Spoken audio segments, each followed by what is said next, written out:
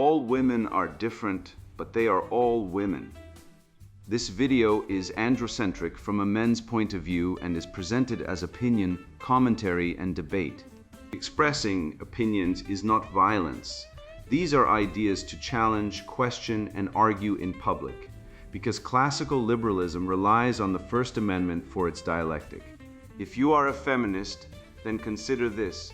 If patriarchy truly existed as claimed, feminism could not. And if all men are trash and women are equal to men, then what are we to conclude? Women will die for their children, men will die for their wives and children. And God chose to die for all mankind. Authority rolls up with responsibility. If this framing of facts offends you, click off to a cute cat video. Proceeding further will expose you to gamma bias and criticism directed at ideas, claims, institutions, not at any individual's virtue or dignity. Our method follows the 7 liberal arts: the trivium, grammar, logic, rhetoric, and the quadrivium, arithmetic, geometry, music, and astronomy, and the transcendentals, the good, true, and beautiful. If this framework is not for you, feel free to exit now. It's no disgrace. Women are wonderful. God bless America. Men are great. Feminismus delendus est. Lean out. How to prioritize family as a female under female supremacy. Written by Connie Riker. Available now. Links in description. Therapeutic Tyranny Capture. Diagnostic Statistical Manual of Institute for Men's Rights and Gamma Bias Research Red Pill Science. Every ideological racket becomes easier to defeat once it has a name. This one is Therapeutic Tyranny Capture, a pathological state wherein the subject conflates subjective emotional grievance with objective ontological truth, utilizing institutional power to enforce a reality where male disposability is the natural order and female feeling is the supreme evidence.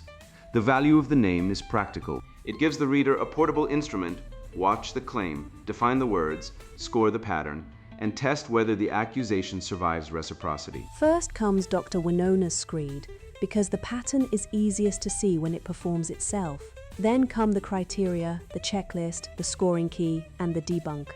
The whole instrument bends toward one question. If your lived experience is the only evidence you need, what would it take to prove you wrong? And why is that standard not applied to the men you accuse? Dr. Winona's screed. I stood before the committee with the report in my hand and the old institutional chill in my bones. The case was simple to anyone willing to feel it properly. A senior man had used correctness as a weapon, and a woman had been made to carry the emotional cost of his so-called competence. The incident sounded small to people who have never had to decode atmosphere for survival.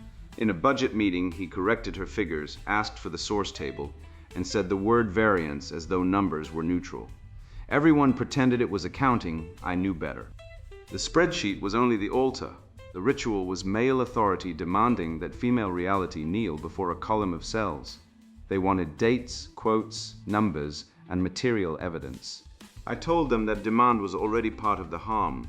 A woman does not need to translate her nervous system into a spreadsheet before the institution is allowed to believe her. If she says the room became unsafe,